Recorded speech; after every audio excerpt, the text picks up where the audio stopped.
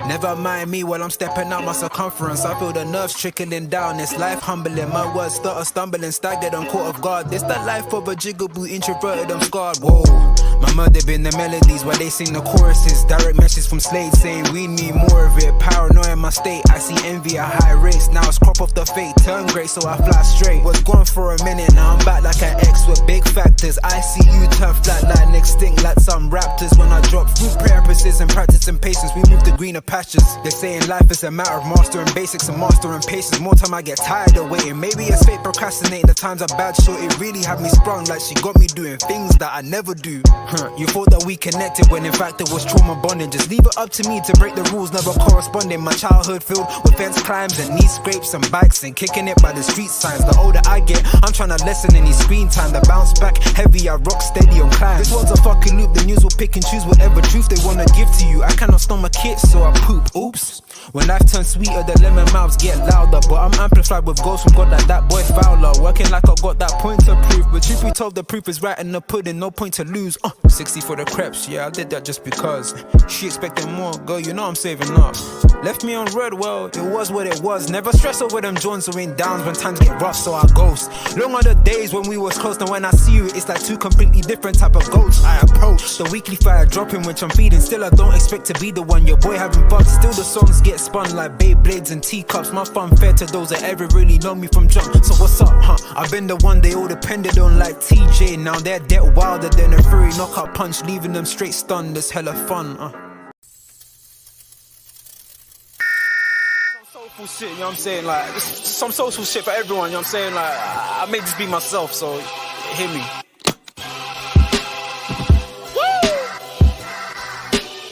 I mean, like, we can put all that clown shit away. There's some real shit for you. I'm spazzing right now, so listen, let's go. Yeah, it's in their bones, the thoughts and harmony for the love of the money. Then fall victim for the cookie, then turn pussy, it's lonely. You said you hold it down when life get rough, we're here now, so show me. We move them losses to them wins. Heavy pounds, we make it ends meet. Converse with only few who make me feel like I be 10 feet. What's poppin' though? What's poppin', man? Big up everybody inside the damn building. Guys, I was bored, you know what I mean? Just had a very, very, very, very calm day. Seen a lot of madnesses happening in the ends and that. And I said, yo, I need to bring some type of light and, you know what I mean? Just something a bit more happier, you know what I mean, this evening. So I said, you know what? Let me do a stream, man. Let me just do a stream. Let's just get all of this kind of boring stuff, you know what I mean, out of the way, etc., etc. I'm joined by Any this evening, my bro. Love for jumping in first and foremost, man. What you telling me though, man? How are you? I'm good, man. I'm actually excited to talk about this topic because we were speaking about it briefly in the group, obviously. So it's interesting, man. Yeah, no, facts, man, facts. So, guys, obviously, you can see GTA, another one. I'm not going to make this one too long, people, so don't worry. You can get back to your Love Island if it's still on and all of that kind of nonsense. So you don't need to worry too much about that. But obviously, we've seen the quotes coming out from Curtis Jones, you know, talking about Liverpool's style of play, how happy, excited. Do you know what I mean? I've never seen this brother look so happy in a press conference talking about style of play. Bearing in mind, we haven't even kicked ball yet. And this guy is already talking about, yo, this is like he's the way he's so infused about what's going to happen next. And obviously, you know, a little bit about, you know, Arne Slot talking about transfers, him telling everybody, you know, in the press conference again, you know, how he would be surprised if we didn't even bring a player in. So guys, don't worry. It looks like from what the gaffer's telling us, we're going to get someone in. So don't need to worry, etc., etc. And then, of course, the couple of players, I think there was 3 players, Diogo Jota, Kanate and Ryan Gravenberch will be joining the Liverpool US tour later on. Diogo Jota is today and the other 2 will be later. We'll talk about those guys and we might touch on as well Carvalho, because I know us man were talking about him in the group as well. So it'll be kind of interesting to see, you know, what everybody else thinks about that. So people in the chat, man, big up Ali in the building, big up Jas Grant in the building. Damn Slotball might bang. The players are excited about the style of play. Nah, for real, for real. Big up Philippe. Now LFC fans are betas all triggered by Jones. Of course, bro. Of course. What do you think this? You got to realize, Philippe, we've got no news. Like, there's no news at this football club. There's nothing going on. We ain't signed nobody. We ain't signed no new contract extensions. We ain't sold anybody. Like, we ain't done shit. So, of course, when there's even just a smidgen of news, bro, we got to milk that shit, man. Real talk, we got to milk that. Big up Fritz, man. Yeah, I know it's been a minute, man. I hope you're doing well, brother, man. I hope you're doing well. Big up Zane in the building. Andy Robertson injured again. I did not know that he was injured again. I'll double check that. Big up LA in the building. Now, who wants to see JJ Clones on Love Island? Yeah, I know. To be fair, JJ will be there. What's that? 28 minutes, man. Don't worry about that, man. He'll be there. But any man, chat to me, bro. Obviously, we'll start off where, you know, the main thing that we were talking about in the group chat. And that's obviously about, you know, Jones's comments and stuff like that. I know, as Philippe says, of course, listen, man, we're going to talk about it. And rightly so, I feel, because we have nothing else to really go on. We haven't seen the team play. All we've done is really train and the behind the closed door friendly. But in regards to the comments, obviously, kind of know what he said and stuff like that. Like, what are you telling me, though, about that, man?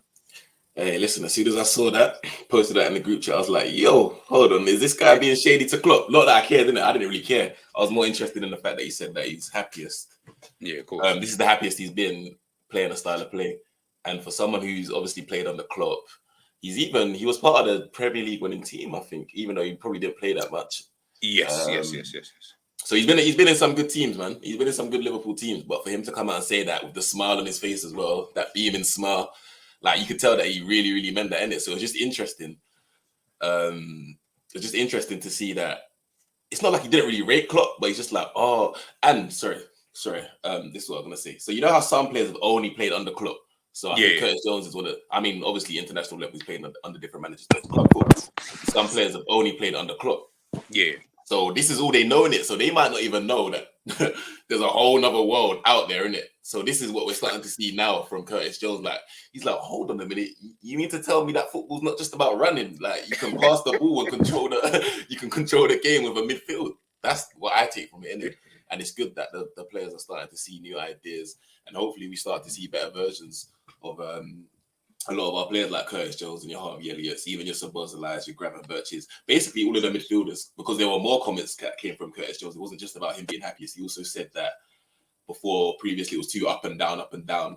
Now the instruction is to control games more, which is what a lot of Liverpool fans were asking for as well. So it's definitely encouraging, the comments from Curtis Jones. I haven't really seen too many people getting mad. I didn't really look at the reaction to the comments. I just mainly focused on the comments. But I can imagine that there's some people saying, "Oh, he's saying this. How can he possibly say this when we had Klopp, this, that?" Of course. I can already imagine that there's a lot of Liverpool fans saying that. But me personally, I'm not too fussed. For me, that's more encouraging that he's cut. Yeah, the fact that what we won under Klopp playing the way we did, and Curtis Jones is saying, "No, this style of play is even better than what we had previously." For me, that should be more encouragement. I don't see why Liverpool fans should be upset. If anything, they should be excited. So, yeah. Nah, man, facts, man. Big up Harris, man, for joining us this evening, man. I hope you're doing Big well. Big up everyone. Bro. Obviously, I don't know if I think you've seen it anyway in terms of the comments and stuff from, from Curtis Jones talking about, how happy he is, with things he's seen so far. Thus far, of course, listen, as I said before, man, go lose to Ipswich on the first day, see all that style of play stuff, will go out the window. Yeah, I mean, no one's going to care about your style of play when you're losing to Ipswich on the opening day of the season. So, we got to just wait and see. But again, like I said, when we've not seen a game, when we don't really know what his style of play is going to be in relation to the team and stuff like that. Yeah, that's where it's just a little bit. This is all the kind of news, any little bits and drips and drabs. It's just more interesting, as Ennie said. And I want to get your thoughts on this as well in regards to, him talking about, obviously, there's still a whole preseason to go. So there's going to be even more things he might even learn throughout this preseason, etc., etc. But just him talking there a little bit about, that style of play, whatever that style of play is in terms of controlling possession and stuff like that. What do you kind of take from that? And obviously, how do you think that's going to benefit us moving forward? The thing I take from these comments, is that we're free. from Klopp ball, you sound free. We're free. Like when I saw that comment, build up play in terms of like what did he say again? It's not up and down all the time. Yeah, where we want to kill games. This is what I've been looking for how many years? It's actually, I mean, from a player's perspective, he's been at the club for practically his whole life. And he's probably been in the academy looking at Klopp saying, I want to play under Klopp. Now, next match just come in, new style of football. He's like, yeah, cool. I prefer that. So I think it is exciting, but I don't want to go into the new season. Yeah, like you said earlier, losing to Ipswich, and we were and we're out here losing to Ipswich, but it is a positive because I think that football that Klopp, I mean, what's his name, Slot plays, I think it is more attractive and does suit our players more than like a Curtis Jones. Although he is a good presser, he is suited to this more possession style, style, possession based style of football. So it is very exciting to see. And I'm looking forward to the upcoming preseason matches. No, man, I feel you, man. Big up Fritz. I just see a comment. Where's Jerry? I don't know, man. He's in the, I don't know, in the chamber doing whatever he's doing on that side of the map, man. But nah, I did see him. Hopefully, he'll join us this evening if he is free, of course. But nah, he's blessed though. Anyway, he is blessed. Paul Smith saying now we can see the real Curtis Jones with the freedom to play his natural game. Listen, like I said, not to go over the top, and I know people are gonna be like, "Oh, yeah, don't get too." At the end of the day, listen, because this is all we have to go on. We're only hoping. Do you know what I mean? I'm trying to, for once, stay on the optimistic side of like, okay, maybe we're gonna see some ball. And it's funny because I said something in the group, or sorry, Jerry said something in the group earlier on, just talking about like styles of play and enjoying watching the football. I think it was either you or Ish saying about the last 2 years have just been I mean, you just falling out of love with the game kind of thing. And it's true because look, ultimately, like I've said a million and one, and listen, by the way, I know I can't remember who said it earlier on about here we go, Andy said it. He's not a lot different to Klopp, but a few variations. Hopefully in those variations, because there are things in Klopp's style of play that I would like to see moving forward anyway. But there are things and majority of things where I'm like, yeah, nah, you need to change this. You know what I mean? You just need to change up, the way you do certain things. And I know someone mentioned about like, oh yeah, you conceding every, first goal. Forget all of that stuff because that just whatever it is. It's more about the style. That's why when we talk about De Zerbi and stuff like that, and that's why I mentioned him in the group. It's because I forget what's going on. Cool, forget he might have lost 5-0 today. He wins 6-1 next week. Whatever. It's the style of play that I like. Like I just like watching that style of play. Whatever comes from it, comes from it. Obviously, of course, better players in what I'm assuming, better players, different types of players potentially. Hopefully, that style of play starts to come more into the mold that you want to see it. Now, maybe, and I don't know, maybe that might happen with Slot. Maybe because remember, this guy's never had quality that he's had. At Liverpool Football Club. He's been at flipping Feyenoord. No disrespect to Feyenoord. I don't want to do that. But let's be real. That's Feyenoord. This is Liverpool Football Club. You ain't never had no Mo Salah, no Virgil van Dijk. You ain't had a brother from right back pinging balls on the sixpence. You know what I mean? Like, you ain't had none of that. So, of course, when you then come to a team like Liverpool and you have got this kind of quality of players, maybe whatever he was playing there before, he fine-tunes it in a way, mixes it up with what Klopp was doing before, and then can move forward. Because the reality is, as much as I didn't like Klopp's style of play, there is a base and foundation there now. Now, maybe Slot, which is what I'm hoping, maybe Slot doesn't need to necessarily focus so much on fitness and, we need to make sure we run. That's already there. As you guys have said already, these guys have already been doing that. As he said, Curtis only played under Klopp, so all he knows is to run. you know what I mean? So hopefully all of those foundations are there. Now it's about, can we actually play a bit of football, please? Because we have the players to play football, the Curtis Jones, the McAllister, the Szoboszlais, these kind of technical kind of players, they want to play for Ryan Gravenberch. They want to kick ball, bro. Man doesn't want to have to be, I need to press in to do this and do that and blah, blah, bro. I just need to play football. When we get the ball, what are we doing? And that's one thing I've always said. When Liverpool get the ball at times, I used to think, sometimes it just looks ugly, the way you're moving around and it's either just knocking the ball back, doing nothing, or when you get into it just looks all ugly. I don't need all of that anymore. I need it to look a bit better than what it does because it just looks like then it's a bit more controlled. As Curtis Jones said, control of possession, because sometimes it looks like we don't even want the ball. We're more surprised to have the ball in certain positions when we're trying to do certain things.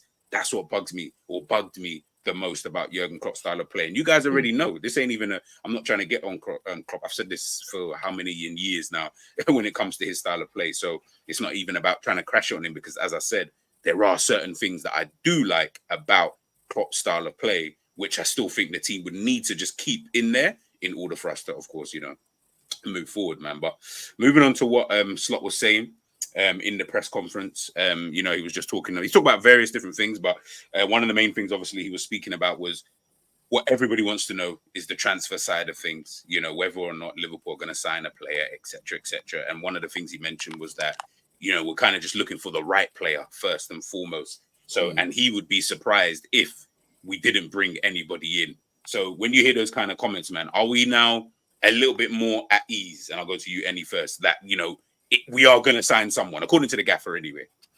Yeah, I'm a little bit more at ease, but I'm still. You don't sound happy, bro. I'm a little bit more at ease in it, but for me, I just want to see someone. Like, talk is cheap, and I just want to see someone come in the door now, man. That's it. But obviously, he said what he said. He said that he would be surprised if we didn't get anyone. So that is encouraging again.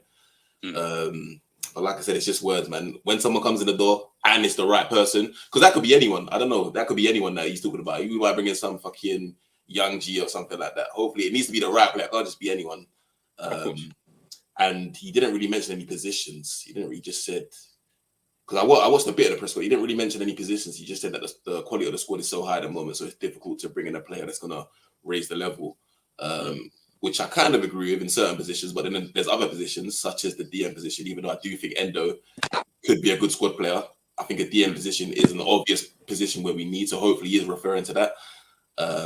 But yeah, it's definitely encouraging to hear him say that he thinks that we'll bring in someone, and the fact that he's in constant communication with Richard Hughes as well is obviously encouraging. But I just need him to hurry up and get some signings through the door, man, and then I'll be happy. Nah, facts, man. What about yourself, Paris, man? What are you telling me, bro? Are you a bit at ease? Obviously, I know we've been chatting as well.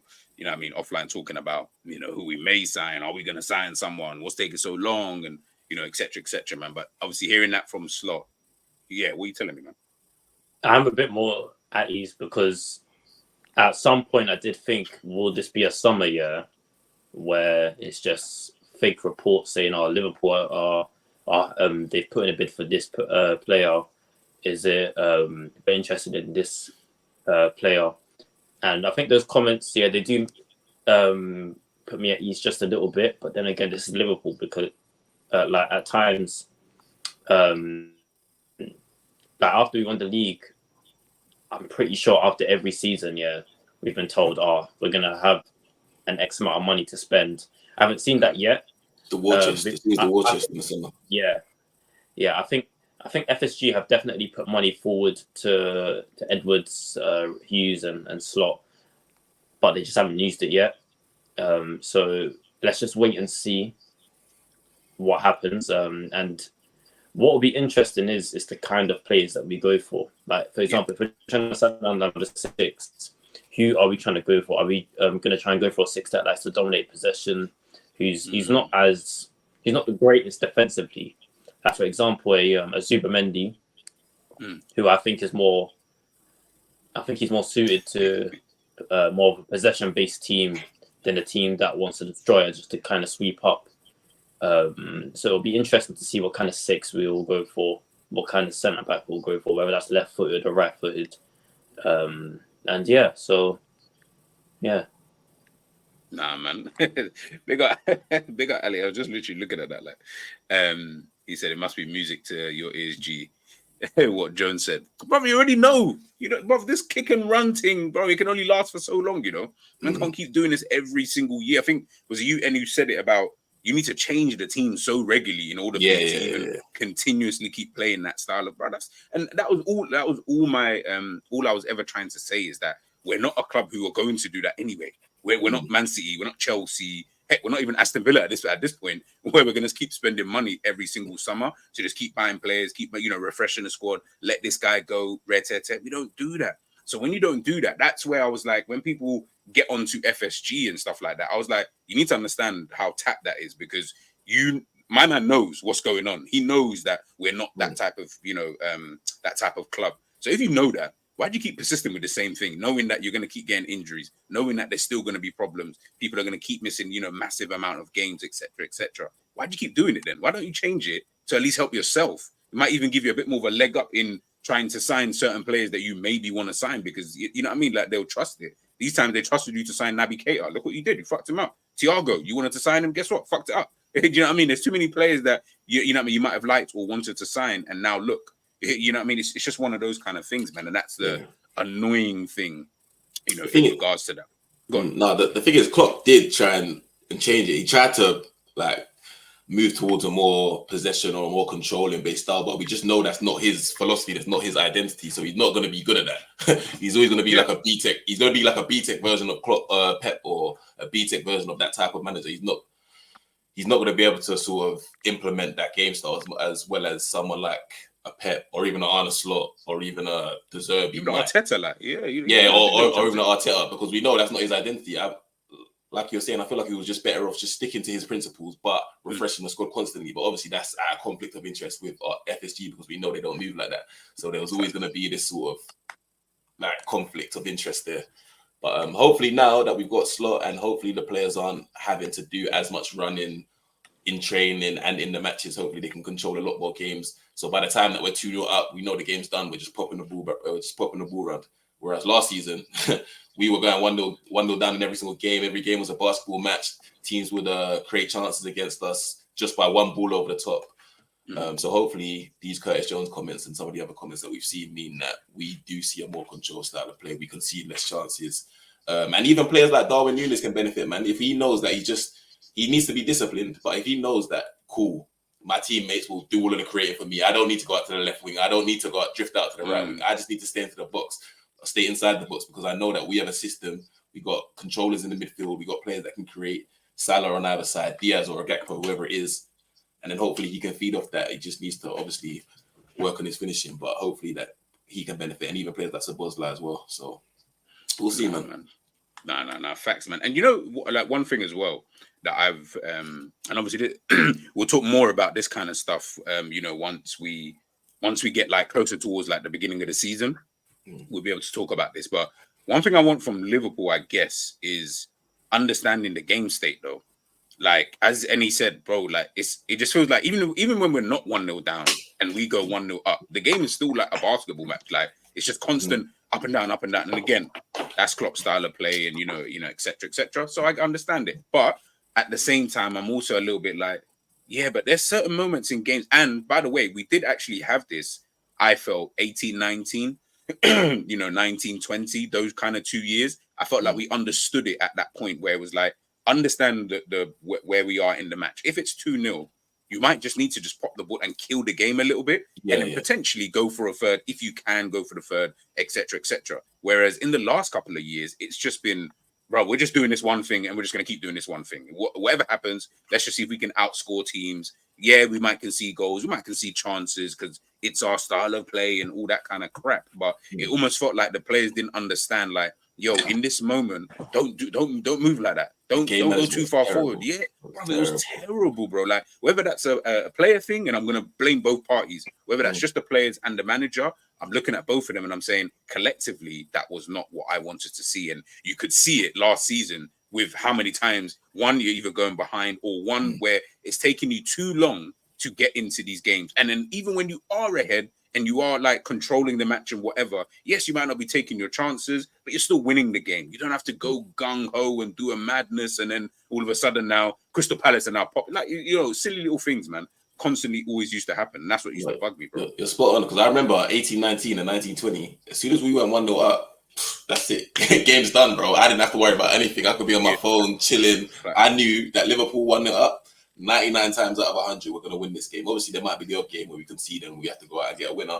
But I just felt so comfortable in the fact that these players know how to get through it. And Klopp always used to talk about it. He said, these players, they're problem solvers on the pitch, innit? Yes. Like, they used to solve problems on the pitch, whereas last season, it just felt like no one really, they didn't solve any problems. They just had this problem there. And it was obvious to everyone, but no one wanted to deal with it. It was obvious that teams could just play one ball over the top. No one wanted to do anything about it. Not the coaching staff, not the players. We're just going to leave this problem and hope that we can somehow get out of jail with our attacking prowess. But yeah, man. No, that's long. Before we move on to the next bit, I want to ask quickly both. I think I know Annie's answer, but you obviously just let us know. If there's one position, let's say we can only get one position, whether you want to say the player's name, that's up to you. What position would that be? And I'll go with you, Annie, first. Yeah, I think it would be the DM, even though I do think we are a little bit harsh on Endo. I do, because I spoke about it earlier on Enzo's channel as well. I do feel like he had a good, decent season last season. He was our best player in like some of our biggest games, like against City, against Arsenal. Not best player, but he's one of our better players in some of those games. So I do feel like people are a bit harsh, but I would sort of demote him to a squad player now and bring in someone that's like a needle mover in that position. Who that person is right now, I'm not entirely sure, but I do want to bring in someone that can rival the likes of a Declan Rice or a Rodri.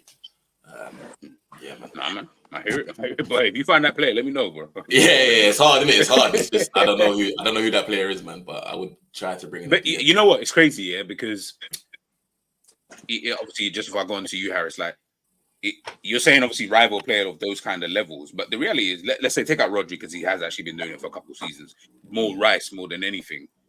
I'm not saying that there's bare players like Rice, but remember, Rice prior to moving to Arsenal wasn't the Rice that we see today. So the Rice that you see today, in terms of how he's evolved as an individual, you know, the way Arteta plays is obviously this whole kind of football. He's obviously now adjusted to that, and you can see he thrives in that kind of system, right? Yeah, we could find someone who was of that same equal level, like when he was at West Ham, and then once they come to Liverpool, now they're on that level. Because really and truly, it's only been a season that Rice has been at Arsenal that we're talking about him in this way, where it's like, yeah, now Rice, him and Rodri, boom, boom. Like before that, man was not talking about Rice in that same light, in terms of, yes, he was a good player, could potentially do this, could potentially do that. But it was only really after this season with Arsenal where everyone's now like, Rice and Rodri, you had those two as your double pivot. Imagine, all of this kind of stuff that people keep talking about. It's only been this season. So imagine if we were to get a player who potentially was on a Rice level, whoever that is, guys. I don't know if it's like the Edison guy that people keep talking about, whoever. That's an example, right? You're right. And quickly, just before Harris goes, I think, you know what? I think my actual issue with Endo is, I don't even think it's to do with his football. I just feel like it's actually to do with his physical ability. If he was just a bit taller and if he was just a bit faster and just a bit stronger, I think we'll be all right in it. But the fact that he's quite short, he's not the fastest, but he's actually got the footballing brain to play that position. But I just feel like he doesn't necessarily have the physical attributes to be like a world beater in that position for us in the Premier League. He'll just be like a solid squad player.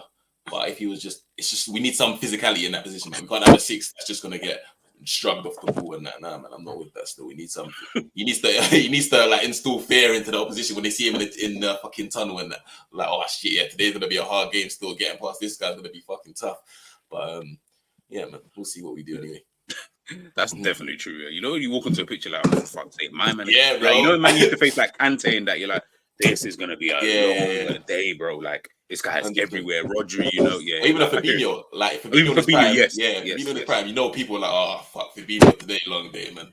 Long day, bro. Long day, man. What about yourself, Harris, man? One position if you had to pick and play if you got a play in mind. I think I'm leaning more towards I don't know. It's between DM and centre back. Which one do you think is more pressing, though? Like, you imagine you can only sign one, and my man saying, brother, I'll give you whatever money you want for one. I'm probably saying a left-footed centre-back that can play left-back. Because I'm just looking at Robertson, Tsimikas, and it's like, surely we can do better in today's market. That was Calafiori, isn't it? We should have got Calafiori if that's the case. Calafiori is that left-footed centre-back that can play left-back. And he went for cheap, He went for like less than 40 M's, did he not? Like 33 M's or something ridiculous like that. I think they're still even trying to negotiate that. But yeah, it's going to be chicken change. Like, it's the kind of money I would have thought that FSG would be looking at. I can't lie. Definitely the kind of money. But why do you... Okay, so you're saying a left-sided centre-back who can play left-back. Why not just sign a left-back? Because I feel like in today's market, the left-backs that are being produced is kind of like... I don't think there's great defensively. So like you see what Arsenal and City are doing. Like when they have Ake, they have Gavardio. Arsenal have what's his name? A Polish guy, Kiwior. And now they're getting Calafiori. I kind of want to match what they're doing. Not like for like. I don't want to hold back four of centre backs. But I feel like with how Slot plays, with like at Feyenoord, he played with Hanko and two other centre backs as a free, and then you have the right back that is allowed to invert, so that could be Trent. I would like to see something like that But I look at the DM position and it's kind of the same thing. I think we can upgrade if we want to kind of challenge for the title. Like I'm seeing all of these teams doing business and everything, improving their team, and we're just sitting there. So it's kind of like, if I had to probably choose one position, I'll probably say a left-footed centre back that can play left back. Okay. Yeah, Just go on. Sorry, go on. No, I was gonna say the thing is about the DM position is that we do have Bajcetic, obviously, and I feel like Bajcetic he has potential to be a very, very, very good DM in it, but it's just a bit much for him to be out for a whole season and then for us to be relying on him this season, which is why I would bring in a DM, even though that could potentially stunt his season this season. But I just feel like it might be too much of a risk for us to rely on him this season. I'm not sure if you guys agree or not, but yeah. No. When it comes to something like Bajcetic, yeah, it's like I always say, such a weird one, bro, because you've been out for all this time. And remember, prior to you being out, let's say when you was obviously doing your thing or whatever, Liverpool weren't that good. And that's a whole different style of play that we were playing back then anyway. So now everything is new to him. As soon as you can, like, now him being back, this whole thing is new. New style of play. We're not doing the same kind of things. Maybe your role in the team isn't even the same. We've got different players in the midfield. There's no Fabinho and Hendo that you're having to worry about. Now you're playing with some ballers on the pitch. And I don't know what the role that he would have in the team, but it's going to be different than whatever Klopp was asking him to do, right? So, his thing is a bit weird because of how long he's been out and everything else. So, I would just still sign a DM, to be honest, like, if I could. There's also one other thing that's new, and that's his body, isn't it? Pause. But yes, his body, like, he's literally changed. He's not the same guy he was when he was playing all of those games. He's actually grown a lot. I think he's almost like the same height as like some of our taller players. So, like, he's grown a lot. He's put on some size. Pause once again. He's put on some size still, so that might take some getting used to. Like, he might not be used to his own body yet. So I just don't know whether we can rely on him this season, even though I do feel like he has the potential to be amazing. No, facts. And again, listen, it's going to go one of two ways with Bajcetic, I think he's either going to go to the moon, or he'll be like, I was just about to say like Jack Rodwell, where you're just like, we thought he was going to the moon, and you, because of the injuries and stuff. Because remember, even I know he's obviously been training and whatever, and I just hope that that's calm, like him doing all this training and stuff. He's good, whatever. I don't want him to get to a point. You know, some players, they've been out for so long with the injury, the type of injury that he's had. When they come back and start playing matches, and the next time they break down, like an Oxlade-Chamberlain, when you break down the next time, man's out for time. Not even like, oh, you're only out for a week. No, you're out for time again. And you're like, bro, we talk about, constantly, because Oxlade-Chamberlain had not the same injury, but was doing the same thing in terms of start like playing game. You have that mad injury, whatever it is, you're out for time. You come back, you might play a little bit, and then the next time you're out for time again. You're not even out for like a week or a game. Like, you're out for ages. So I just hope that, Bajcetic doesn't, necessarily go down that same route. Just on what Harris said earlier on there, I will have a stream, guys, where I'm going to do like looking at the other 19 Premier League teams and picking one player from each team that I would take, and like for Liverpool and stuff like that in terms of who I'd want to take. So yeah, make sure you guys, of course, stay tuned for that. I see you guys talking about it in the chat, so let's quickly move on to Robbo. I just see it up here. I'm just reading it now on Twitter in regards to Robertson obviously being injured, so will not be joining Liverpool on the tour due to the injury obviously he had during the Euros. So obviously Harris talking there about, potentially signing a left back and stuff like that, or someone who can play left back, should I say.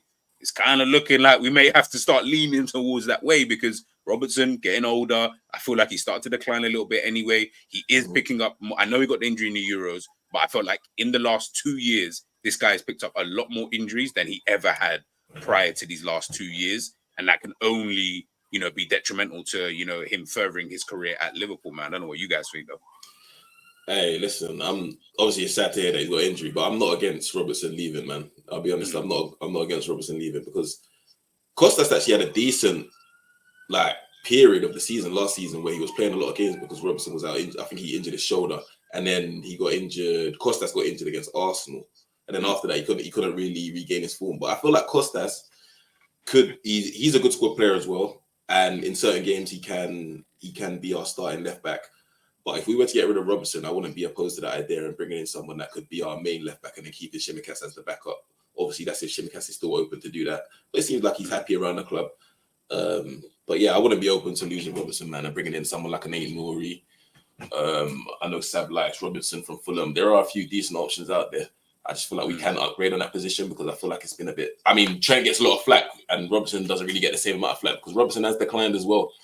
Even though he had a decent end towards the end of last season, he's declined, man. His assist numbers ain't really up there like they used to be. Not even just forget the assist numbers. In fact, just his crossing in general. Like half the time I see him crossing, he ain't finding any Liverpool men. Like, and maybe that's because there's not enough Liverpool players in the box. But he's just like he's kind of hitting hope.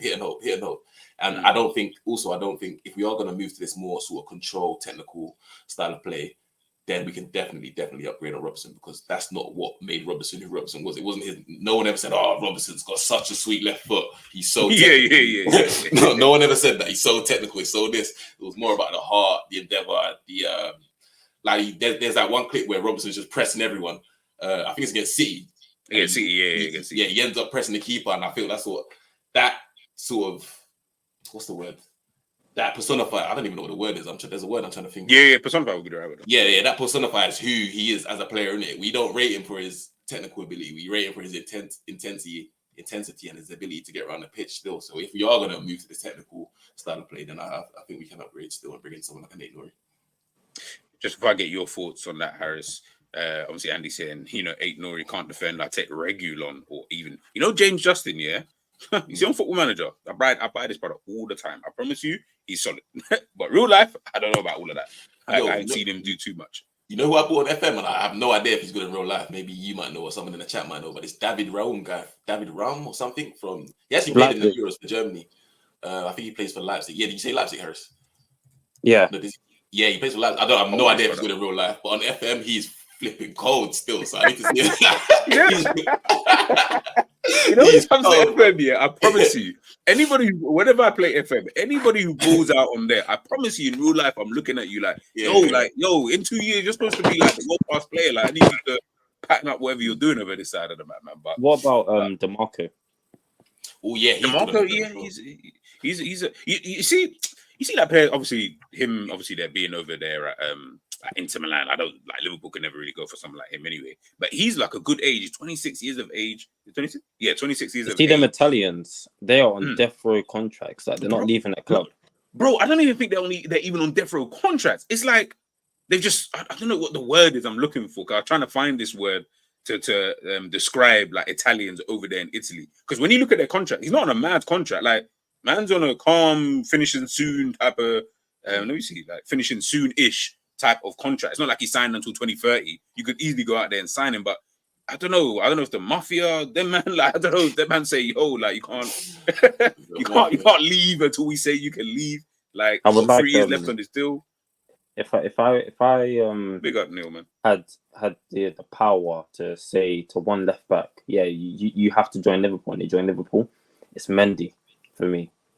I like Ferland Mendy. I like him. Yeah. Defensively, I haven't seen a winger that has got the better of him. He's a good player. Would you guys take Alphonso Davies? I would take him.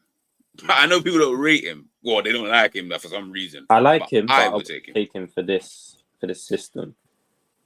In terms of like, we've already got Trent, and I can't be asked to have few fullbacks that have question marks that going into games that is he going to lock him up?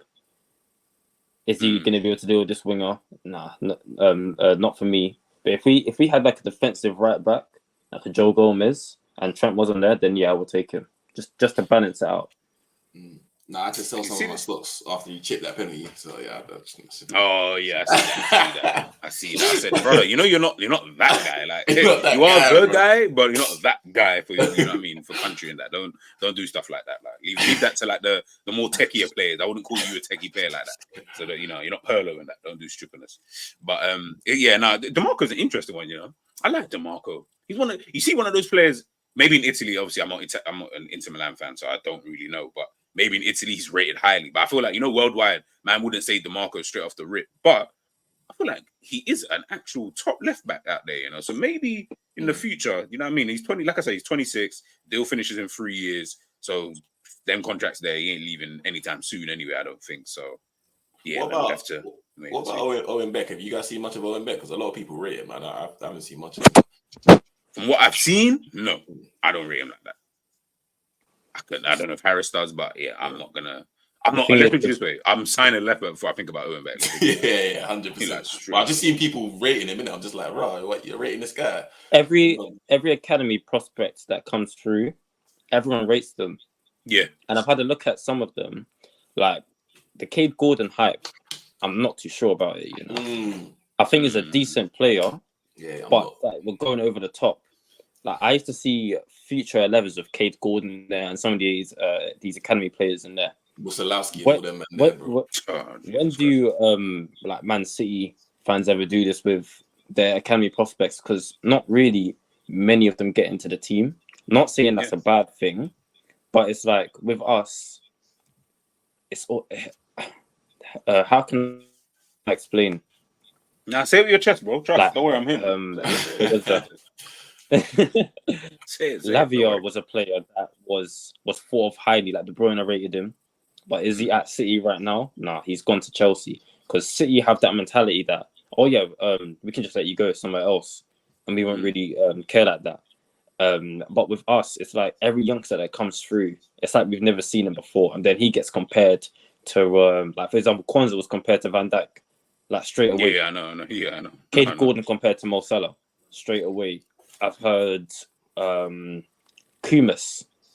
I've heard what's his name, Besetic. I think Besetic is a good player, but I think our fans have gone a bit over the top. Like the guy hasn't played football in a long time, and he did have a really, really good spell in that season.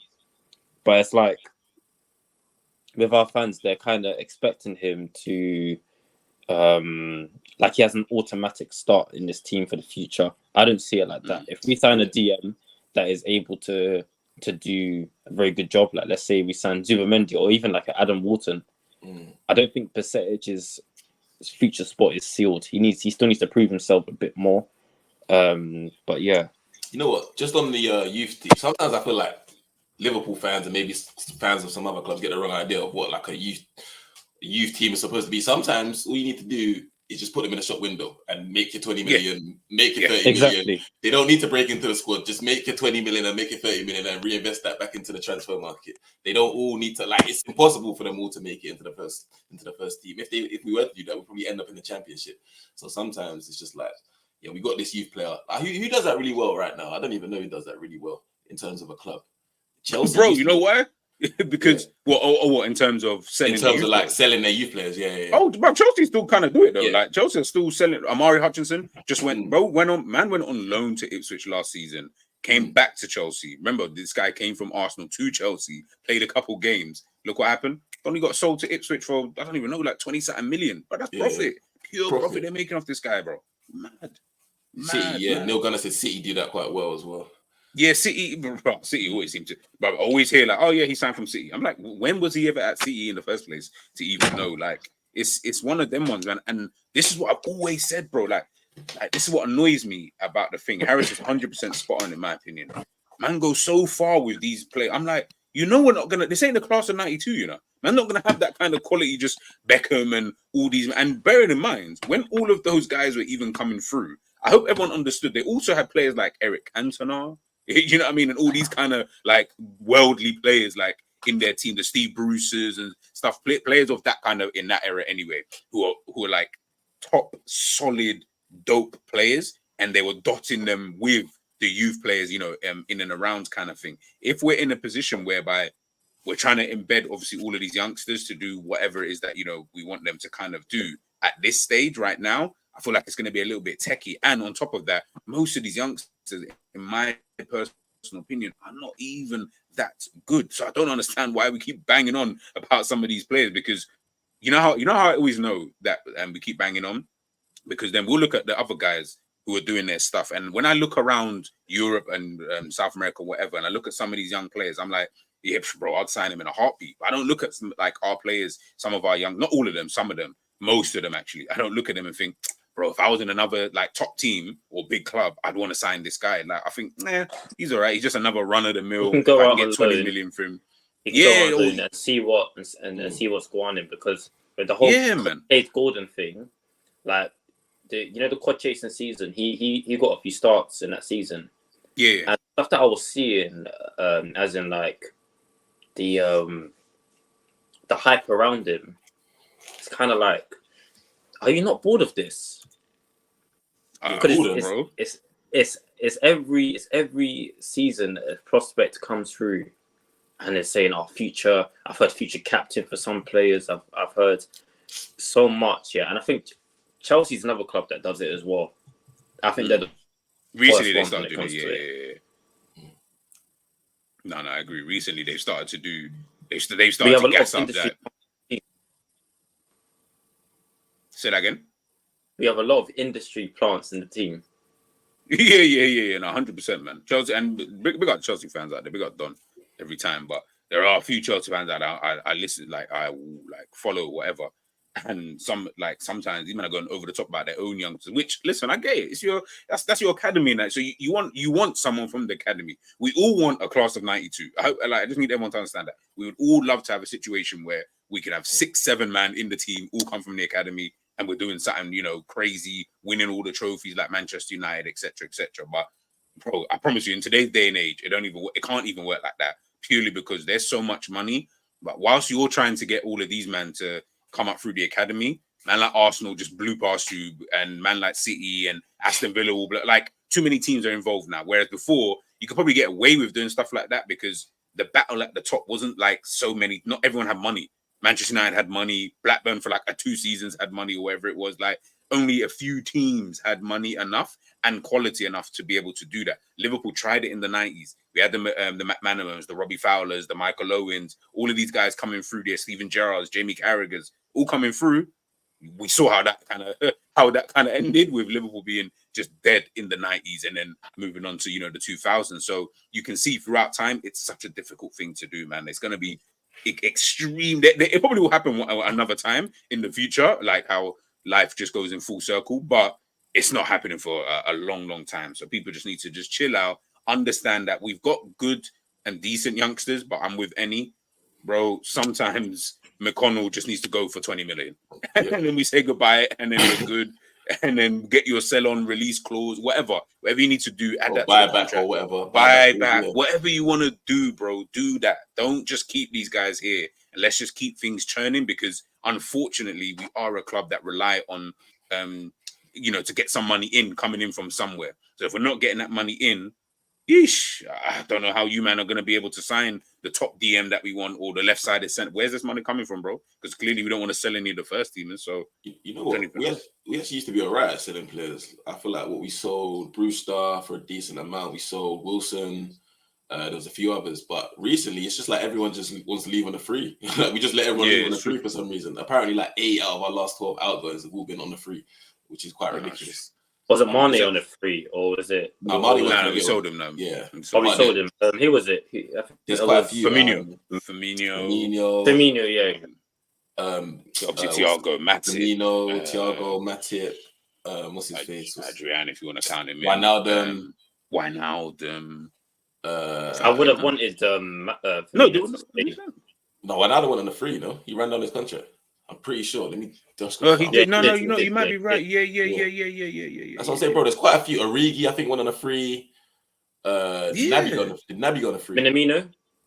No, Minamino, we sold him. No, we sold him. I think Naby might have went on a free. Naby, yes. Chamberlain might have went on a free. Chamberlain. Bro, there's so many players that just leave for free, bro. We don't get no money for these players, and it's terrible business. I don't understand. We used to actually be all right at selling players. Now, everyone just leaves on the free. Even if you're bringing in 20, bro, that's like 5 players I just named. 20 M for each of those players. That's 100 M's. Like, what are we doing, man? That's mad. You know why? It's because we keep, man. This is what I'm saying. Like, I don't know. You know what it is? Unfortunately, I play too much FM in it, so maybe my mindset is always stuck in this. You see me? Man, ain't waiting to like. Once you get to like your last 2 years, I'm starting to like say if you sign a 5-year contract, and listen, I'm not saying this is the right way to do things, by the way, people, but I'm just saying how I look at it. If you sign a 5-year contract and we're on year 3, obviously depending on how those first 2 years gone, like if you've just gone exponentially, just way above expectations, obviously then I'm going to sign you to a new deal at the end of year 2, right? But if you're like just kind of whatever, and we get into year 3. I'm starting to think, okay, now what do we do now? Like, you know what I mean? Like, I need to start thinking, like, because we're only going to have 2 years left. I don't want to wait until the end of this coming season now, and we've got 1 year left. Now I'm doing what they're trying to do with Trent, Virgil, and Salah, where now we're stuck in the mud. Now I don't know what to do. I don't know which way to go. Do I sign an extension? But these men are going to want 400k. He wants 300k. This guy wants 300k. All of a sudden, you're spending about $1 million on 3 players, and you ain't really got the money to come in to even offset. Like, bro, you start to, you know what I mean? Like, you just need to start looking at things. And I personally, when it comes to Liverpool, I feel like, just like the fan base, it's so emotionally attached to its players that conversation with some of these players. I'm not saying just let these guys go. I'm not saying that you must just keep selling everybody, Like, of course, if they're top players, you want to try and keep them. But these kind of conversations should have been done a long time ago. Forget that Klopp was leaving in January. To me, that's got nothing to do with why these guys haven't signed a deal, because they should have been sorted out prior to that. You shouldn't even have got to January and you're talking about, I need to sign in. What do you mean, bro? We need to be signing a new deal from last year. So we're not even getting to this stage. You know how old they're going to be by the time the end of the contract is done. You know what's going to, like, come on. This is what I talk about, poor planning from Liverpool. Like, I don't understand how you got yourself into a situation where you're telling me what Kevin De Bruyne, Haaland and Foden are all on their last end of their deals. Bro, be serious, bro. That's not happening. And them will sort them kind of things out. A lot of people are blaming, like, Richard Hughes. No, sorry, is it Richard Hughes? Yeah, Richard Hughes. Yeah, that's his name. Yeah, Richard Hughes. Yeah, but they just came. Bro, they just came, bro. What do you want them to do, bro? Like, it's like they teleport back to the last year and offer them a new contract, bro. Literally, they just got here, bro. They've been dumped in a pile of shit. They've actually been chucked in the deep end, and people are getting onto them like they're supposed to just magically make them sign a contract. But man, it is, honestly, it doesn't work, man. But let me move on to the next one. I'll go through a couple of these comments. I just started a few here. Big up Gramps, by the way, man. I hope you're doing well, my bro. Yeah, Keller, Kwanzaa, Bradley, Trent, Curtis, Elliott came at 16 by Tetris, all from our academy. We've got good talents from the younger gen after then, so we're in a good place. Yeah, hopefully, like, I know that there's going to be, like, for example, just looking at that, for example, I would say all of those that you named, so Kwanzaa, Bradley, Elliott, Curtis, they're probably looking at, okay, we can stay in and around, the first team squad, and they can embed themselves and stuff like that. Obviously, Trent has already surpassed that, but the rest of them are saying, yeah, we can embed ourselves to potentially become first team regulars, and obviously we'll see what happens after that. I haven't got no problem with those guys. It's more your McConnells, your Becks, and people of that kind of ilk, and I'm like, eesh, I don't know about all of that. I really don't know. I wanted to, here we go. Obviously, we all saw the news about Bordeaux. Bordeaux will give up their professional status as a club. Player contracts will be terminated. Training center will close. Yeah, I saw that. That's a madness, because they're like one of those. I don't follow them in any such way, so I'm not even going to gas it and be like, yo, no. But them historical clubs you just know in the back of your head. If I told you to name French teams, you'd name Bordeaux as one of those teams, kind of thing. It's just one of those, type of clubs. So it is a bit peak that, they haven't been able to, continue on. But hopefully we'll see something in the future, man. Neil Gunner saying fan bases start to obsess with youth when they think there's a decline, something to hang on to. Now, I started this because when I saw this comment pop up, I was like, you know what? You actually might be onto something here, because it is true.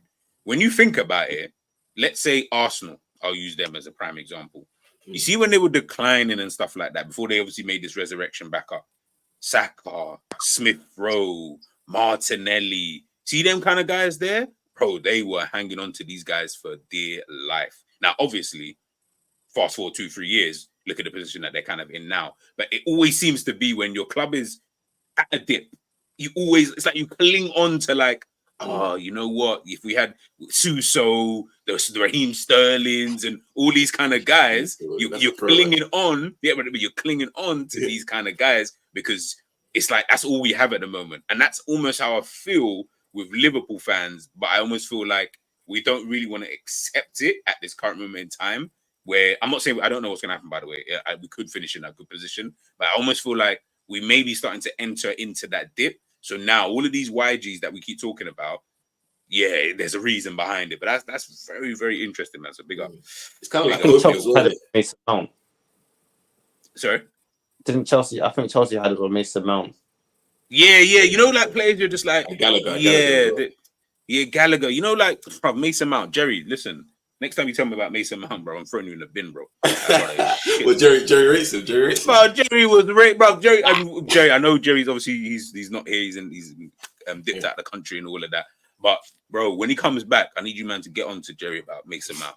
That brother, he's shit. But Neil Gunner's asking here: Curtis Jones or Harvey Elliott? If you had to sell one, which one would you guys sell? Probably say Elliot, because I don't think we have many players like Curtis Jones in terms of the possession. Okay. In terms of keeping possession, just because of that reason. But I really do like both, because they do both offer something very different when it comes to, for example, in the final third. Like, I'd rather Elliot in the final third, but I feel like we have other players that can offer that quality, such as like a Carvalho. Who else is there? I feel like I'm forgetting someone. Carvalho in final third. Oh, Carvalho. Like in the 10. Oh, in the 10. Who can play 10 in our team? Carvalho. People say Szoboszlai, but I don't really I think he's know. to the 4-2-2-2 formation, but he's more as opposed to a 4-2-3. I get you. An actual number 10. I don't think he has the qualities in terms of weight of pass. No way. And every play as a natural sole number 10. Sorry, people in the chat, I beg you, let man know, like, because now I'm looking at if we was to play with a 10, like, how many 10s have we got in this team, bro? Doesn't say to me. I thought we had more, because the way people used to talk about it, like, yeah, we're calm in that position. But who else is there? I mean, some people argue you might be able to put Salah there as well. Nah. I've seen some people mention that. Because ends is another fraud. Ends, where are you, bro? I keep telling you about this inside thing. I keep telling you, we're gonna see him on the inside. We're gonna big out ends every time, man. We're not gonna see him on. It'd be jokes if we see him on the inside and he balls out next season. Like, I'll just have egg on my face, but it would be one of those kind of things. But yeah, Jones, McAllister, like Jones, even like I would have played Jones in the 10. Yeah, and that's what I'm saying. I guess him as a 10. So you got McAllister. Who else? Yeah, McAllister could. Szoboszlai could, but like you guys were saying, there are some doubts there. I don't want him being like your main central hub for creativity. No. But I don't think there's not many proper number 10s nowadays. It's more system suited. Like, you won't see them in the middle of the park. You're going to see them in half spaces. If I was to sign a 10, I said to G the other day, but he don't really rate him like that. I said Felix. Maybe. I don't know about João Felix though, bro. I don't know. Like, I've had enough of him, bro. You know what? Yeah, for what you're specifically saying, he is a more natural 10 than these other guys. I'll tell you that much. So in that regards, cool. If you're solely good, because I wouldn't want Felix in like an 8 position. Like, I don't want him to do that. But if you're saying solely to play in at number 10, then cool. But when I don't know, man, I feel like he's too hit and miss. And I feel like he's at a stage of his career where I'm like, you're at that point where you're actually too hit and miss. That I don't need that at my club. I already have Nunes who's too hit and miss. I don't need more of you guys like in my team. Eze as well. Okay, Eze would be someone I'd think about. Okay, now we're getting somewhere. Oh, and Arda Güler. Take an Arda Güler on loan or some shit. Arda Güler, he's another decent player. Like, yeah, but they seem more natural in that 10 position than the ones we actually have. Yeah, potentially play there, if that makes sense. I agree. I think maybe he would not even play there. I actually think McAllister might be the most comfortable in there, but because we need him in, we kind of need him further back as well. Yeah, like unfortunately we can't clone him and play him in both positions. I've heard shouts for Trent in the 10. I don't agree with it, but what do you guys think about that? I feel like it was Trent has a hard enough time to worry about midfield and right back, let alone trying to worry about him being. I don't know about Trent. I don't know about Trent in the 10. I don't think he has enough. I feel like we're confusing, man. Like he's getting confused now as to what he needs to do in life anyway. So let's not even add more to his confusion by putting him in a 10 position where he needs to learn how to be, kind of cute in and around the box. And bro, it's all long. Wait, hold on. Did we mention Carvalho? Carvalho actually might be the most natural fit now that I've realized. Yeah, he was the only one, but that's the only one I can say off the top of my head is Carvalho. I can't think of anyone else who I'd say outside of him and McAllister will be the two I'd say if I had to play a 10. It'll be those two, and that's it. I can't really think of. But just before we go on to the next topic, who did you say? Which I can't remember who I asked first. for the 10. Harris, I think you said no. You said you'd sell. Oh, for the to sell, yeah. You'd sell Harvey Elliott. Who would you sell? Any? Sorry. Ah, shit. Yeah, that's actually a good question. No, who would I even sell? I think I might lean more towards Curtis Jones. You know, I think I'd keep Elliott. I think I'd actually keep Elliott just because I actually feel like Elliott had a very good season last season, but he wasn't actually given enough chances because we persisted with players like Sabuzla. And I feel like there is a lot of potential with Elliott. Elliott can also play on the right wing as well. So he can kind of play 2 positions. Elliott can also play 10 as well. I don't know if anyone mentioned him. I feel like Elliott could be a decent option in the 10. So Elliott, and he can play in midfield. So I feel like maybe he's slightly a bit more versatile than a Curtis Jones. So if you keep him, then you can cover a few more positions. So yeah, I guess that's my reasoning. But obviously I rate Curtis Jones as well. So it's a hard one. No, I hear it, man. Obviously we spoke anyway a little bit about what's his name, Carvalho. Who would you sell? You didn't even answer. Elliott. Oh, you said Elliott. Okay. Yeah, I think Curtis Jones has better football IQ, and I feel like I can use that as opposed to Elliott. I almost feel like Elliott is like Trent. The only difference is that he doesn't have a nailed on position where I've seen him play for long enough to be like, oh, but you actually are a such and such. So why don't you just play there instead of playing this kind of half position? He's almost caught like a Trent where it's like you want to invert into whatever midfield, but then you're right back. So you're almost getting confused. You got personality disorder. You don't really know like what's kind of going on. Elliott he reminds you of the same type of player. Obviously, nowhere near in terms of quality, but just yes, I'll get rid of Elliott. I feel like I can find better Elliots, but I don't feel like I can get too many Joneses where they've got good football IQ, and I think he's got that. I think he's got that still. And technically, brother, trust me, this brother is a baller. With Carvalho, I've only got one question. Would you sell him or would you keep him? I would keep him. I want to see what he offers this season because you're forgetting we had as manager trying to make him do up number 8. I remember that United game where we got pumped 4-0 and he was playing number 8 in that left 8 position.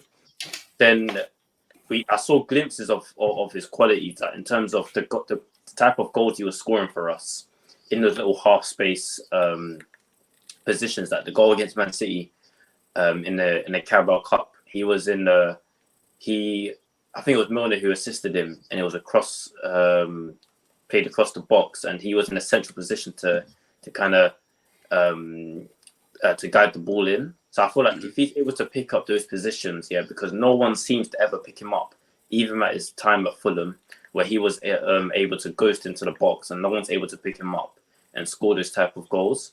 I feel like it could be used as in an advantage to his playing style, because we're seeing teams like Man City that are trying to pass their way to goal in terms of using the half spaces between the fullback and centre back to get backs into the box. So I feel like if we are able to use things like that, it kind of can come to an advantage for Carvalho. Yeah. What about you, anyone?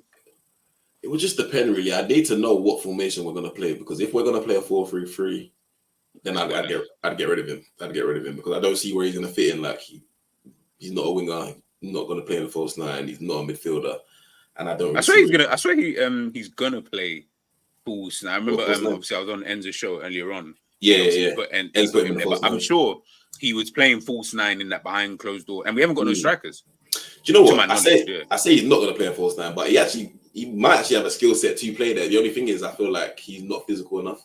I was going to say like Sterling. It'll be like Sterling the season after we sold Suarez, and Sterling had to go up front. It'll be like that, where you're like, nah, you can't go up against these men. Like it's not going to work. And Sterling was better than you at that time. Yeah, but if we were to play a 4-2-3-1, though, then I'd keep him just because I feel like we were speaking about earlier, he is one of the more natural players in that position, so it's worth giving him a shot.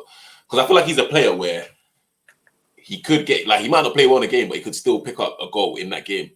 Because I feel like he's got that knack of scoring goals. So, if you just played him in a 10 throughout the whole season, he might be able to get you between 10 to 15 goals in a season. I feel like he could be that sort of player if you play him in the right position. That more as we talked about earlier on Enzo's channel as well, that second striker position. I feel like he definitely has potential to score some goals in that position. But like I said, I don't think we're going to play that formation. So I'm leaning more towards selling him. Nah, same. I'm with you guys.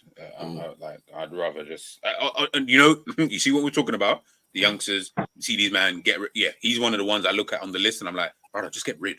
Like, as in, I'm actually tired of, and it's not even because I think you're dead. I actually just look at you and think to myself, I feel like you still got a lot more development in your game that you need to do, and I haven't got the time for you to let that happen here because you want to play now, and I don't feel like you are ready now, and I can't give you the game time you're asking for. I can do the whole let's just keep putting him out on loan, and until he gets to a level, you could do it that way. And if Liverpool are willing to do that, I've got no beef with that.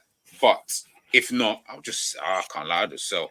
I'd honestly just sell, and then, as you say, the buyback clause or whatever in the contract, 50% of profits of next set, whatever you need to do, just do that, and then keep it moving, man. Because I just think that too many players, and it's not all his fault, but I just feel like too many players in his age group have surpassed him, and I'm just like, too many. Like, from when the man even under you have surpassed you. You've now reached a stage where it's like, I'm not saying you're never going to be good, of course. Like, you got mad long time in your football career, but you see that long career that you think that you may have, it may not be at the level that you want it to be. And right now we're here and you're still way down here. So for the time being, I would say sell. But listen, man, I'm not going to argue if you keep him and he, you know what I mean, he does his thing.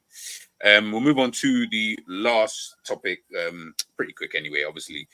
Just Diogo Jota, Konate and Ryan Gravenberch will be joining the Liverpool tour later on. Obviously, Gravenberch and Konate will be joining a bit later.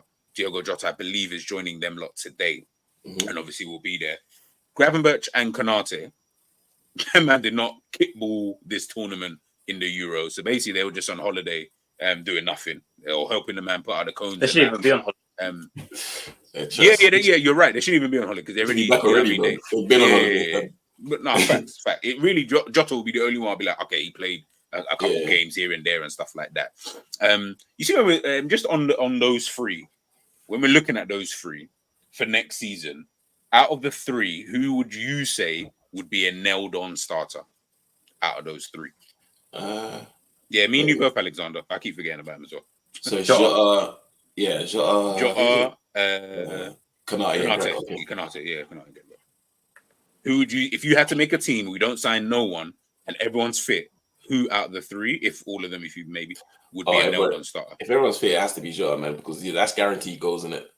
That's just guaranteed goals. Like, you know, if you put him in and he can stay fit, he'll get you goals. Konate in this, there might be question marks over Konate, like his ability to play on the ball in this slot system, because we know that he's not the best on the ball. He's a bit shaky at times. I think he's improved. To be fair, he did show kind of glimpses of his ball playing ability, but like I feel like Kwanzaa is still better than him on the ball. Yeah. I was literally just about to ask you. I was literally just about to ask you who do you think is better between Kwanzaa and Konate on the ball. But yeah, Kwanzaa, definitely Kwanzaa. Light years as well. And then Konate and Grab. I feel like Grab is. The only thing that Grab has in his favour for me is the fact that he's Dutch. He needs to use that somehow. he chats about on in your language on the phone. And literally.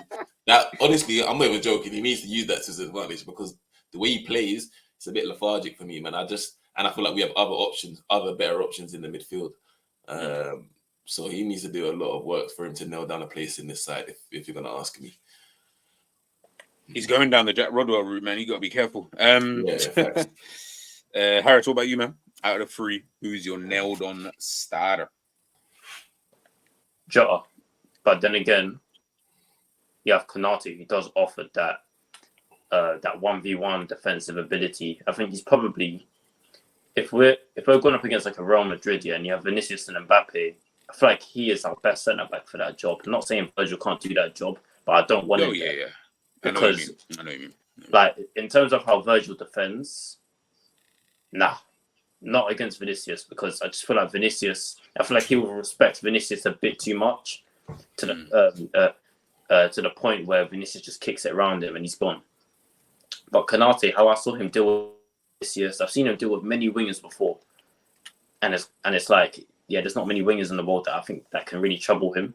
I haven't seen that with Kwanzaa. I've seen glimpses of it. Like against a Rashford, or who else? Adingra, he did well against covering Bradley. It's kind of like we have Kwanzaa, who's good on the ball. He can play out from the back quite comfortably, and he can use his left foot as well. And he's showing glimpses of that defensive 1v1 ability. Can Konate lose his spot on the team? I think there's a big possibility that he could. You know the funny thing about Konate and Jota as well, the fact that is when they're fit, you might just have to play them because you never know when they might be fit again after that. You never know when they might be fit again after that because they're both injury-prone players. Yeah, they pick up. I'll never forget throughout the season. I'll never forget where I think it was 2 seasons ago, before the City game where we beat them 1-0.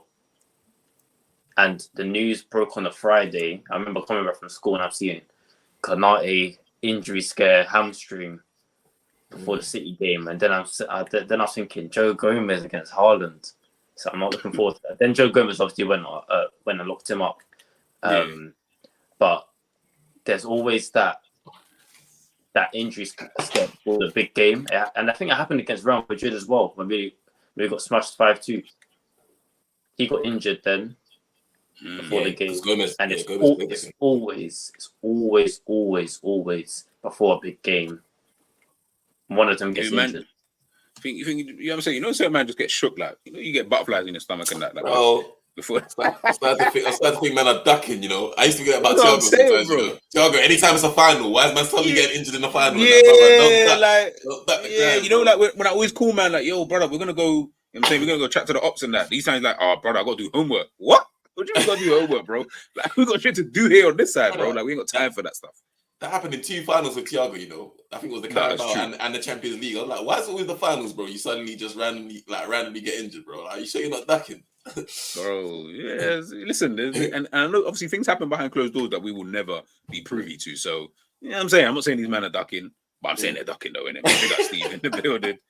Big up, guys, man. But nah, love everybody, of course, for joining myself, Ennie, and Harris this evening. Yeah, man, we're just good vibes, man. Just chilling, just talking about all the good stuff, you know, the positive stuff, really and truly, you know, talking about, you know, Curtis Jones and Slot. You know, they're giving us positive things to kind of keep us ticking over, and they're smart. Liverpool Football Club, I always find that they are very smart in certain moments when they can see the mood is a bit down. They'll do something, whether it's a contract extension of a player or whether it's just little snippets. When the whole Lenny Euro thing, you know, when all that happened, all of a sudden Kwanzaa quotes start coming out. Yeah, Kwanzaa this, Kwanzaa that. I was like, yeah, these men are very clever on social media. So I see you. Don't worry. I see you guys. Vandenberg as well. Sepp Vandenberg, bro. Yeah. All of a sudden, everything is just, you know, a little bit different. And of course, obviously, when everyone, and I know they must watch some of these channels and stuff like that, because when everyone's talking about, we don't know the style of play, we're not sure about this, we're not sure about that, what happens? Curtis Jones, the first question they ask, or one of the main questions they ask him is obviously about how things are at this moment in time. Jones is talking about styles of play. So, and we see man smiling like, yo, Christmas came early. You know what I mean? Like, it's one of those, man. But listen, Liverpool play on UK's, it's going to be the Saturday at 12:30. So Friday night / Saturday morning kind of thing. That's when we're playing Real Betis. I should be up for that game. In fact, no, I will be. I'll watch that game. I'm going to watch that game live, see what Liverpool are saying, see if I can see any patterns of play. Because I saw some for the Marseille under De Zerbi. I saw a little bit for Chelsea in their game against Wrexham. In terms of the positioning, I see, you know, Reece James inverting the way that they put the ball about. No, they drew 2-2 against Wrexham. I think it was 2-2. I think 2-2, yeah, 2-2. Did you see that? That's when obviously, yeah, I was just about to say the scrap between, I think, Colwell and McLean and that. It's always been a bit of a yeah. I've seen little things. Yeah, I've seen little things from Colwell. Yeah, like I think it was the Spurs game, and you're just kicking off at Basuma and Sarr. Yeah, he's got a little streak in him, and I don't understand why, because I never really saw that at Brighton. But I don't know if that's just because of, I don't know. He just seems like I don't know. Maybe man are telling him, yo, I don't like your curly hair or something. I don't know. Like, he just seems to be moving mad. It is like Bellingham though, isn't it? Yeah, like, but he ain't got the sharp shape like how Bellingham got. Like, and I know that for a fact because Bellingham's shape is sharp as fuck, like super sharp. But yeah, guys, I'll catch you guys. I don't know when. I really don't know when. I think I should have my Football Manager Crystal Palace save next episode. I was actually going to release it today, but obviously we're doing this video, so I'll release it tomorrow. We're into, near the Christmas schedule and that, we're sitting kind of pretty in the league. So make sure you guys, of course, stay tuned in for that. Make sure you head on over to Ennie's and Harris's Twitter. You'll find them on my Twitter page regardless anyway. And chop up with them. Hopefully I'll catch these guys on the weekend as well with some Liverpool news. Make sure you subscribe to Strasbourg Steve as well. I know he's got a watch along this weekend. Hopefully I should be free, bro. So I'll join in with that. And with that, I bid you guys a farewell. Have a good evening, and I'll catch you guys on the other side. Peace.